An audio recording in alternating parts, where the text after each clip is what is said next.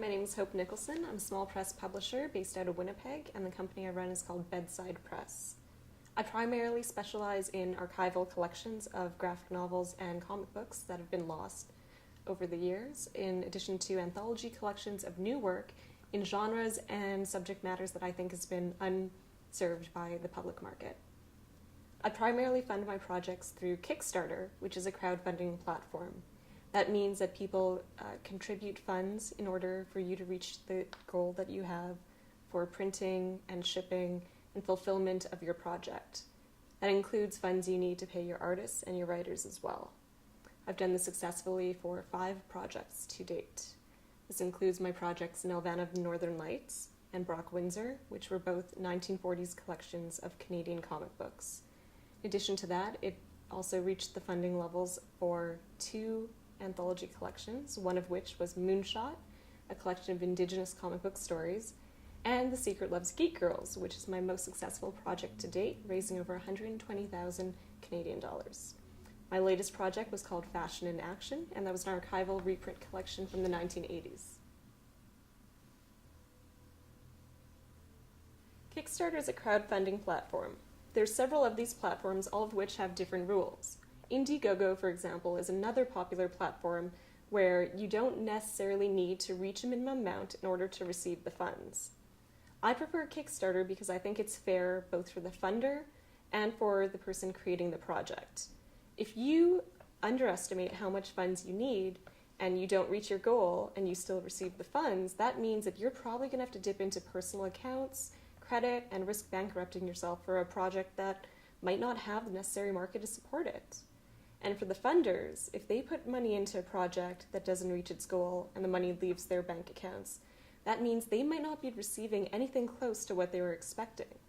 So it's very dangerous in these ways to do projects through other platforms other than Kickstarter, in my opinion. Kickstarter to me is a really important platform, not just in terms of being able to sell your books in advance or your products, but also to reach an audience that otherwise would never hear of your works. But usually when you do Kickstarter, you really should have a built-in audience already. And so if you're a webcomics creator or if you're a filmmaker and if you've had successful projects in the past, it's really important to find ways to tell people about your Kickstarter when that happens, to research the projects that have already been successful and adapt to them, judging by what you need for your projects. Now, budget needs to be meticulously researched, and you might be confused about how to do that first off. There are definitely online resources you can look to, especially from people who've previously done Kickstarters in the past. And that's something that's really important to do, to remember that Kickstarter is not just a platform to help you reach your goal, but a community. So by funding other projects on Kickstarter, not only are you contributing to other small businesses and helping other creative people reach their goals, which is really nice, but you're also looking to see what they do and their procedures that you like and that you don't like, and adapt them to when you eventually do your own project. Another important thing, especially when doing your budget, is to take into consideration things like shipping and printing costs. Don't ever underestimate the amount of funds you need. While it could be tempting, because Kickstarter, you don't receive any of the funds unless you reach a goal, if you underestimate the amount of funds you need, your project will suffer, you will suffer, and you could theoretically end up greatly in debt.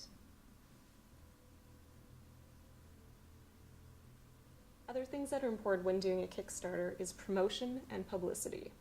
You should hopefully have your own fan base before you start a project. In some cases, though, you might not, and you still think that a project is worth doing. If you have social media profiles, definitely make sure to take advantage of that. In addition to that, make sure to leverage your friends' social media profiles. If you have friends who have a large following, ask them in a nice way if they could look at your project and if they like it, to share it with their friends. This makes a huge difference, especially in the first day when most funds are received for projects. In addition to that, definitely look at press. You can look at other Kickstarters that have been successful and then backtrack to see what press they received. And by messaging those outlets and those journalists, you're more likely to get press articles about your project than if you're just messaging a lot of people blind. In these cases, make sure that you send individual emails rather than mass emails and show the passion you have for the project and why it needs to be in the marketplace.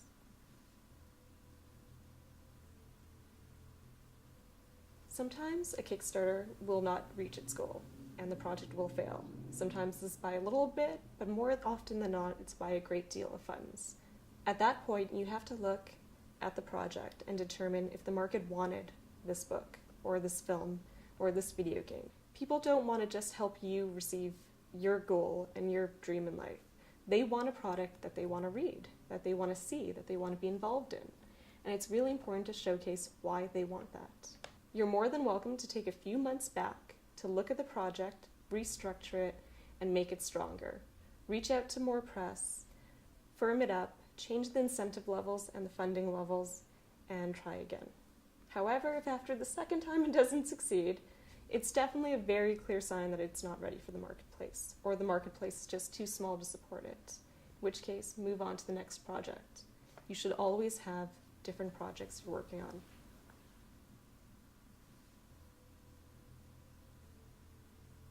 The important thing to remember about doing a Kickstarter is that it isn't meant to be the full project itself. Kickstarter is literally used in order for you to do a project that otherwise would not be able to get into the marketplace. But there are many avenues of distribution after Kickstarter that you need to take advantage of. For example, distributors, retailers, online stores, convention sales or physical sales are all things that you need to research and be able to use and utilize in order to make sure that your project reaches out to an audience beyond the Kickstarter. And the more people you have that buy your books after the Kickstarter is also more potential funders for future projects.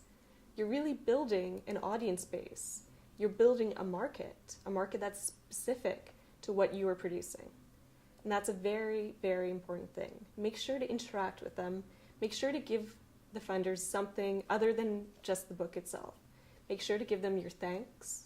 Make sure to show your appreciation in any way you can, whether that's for offering to help them out with advice on their own projects, whether that's offering thank yous in the books or the products in order to show that they are appreciated. And Kickstarter is really for something that is beyond a pre-sale. It's about building community. And as long as you're aware of that and you don't take advantage of your funders, you're definitely going to be able to use it fairly infrequently.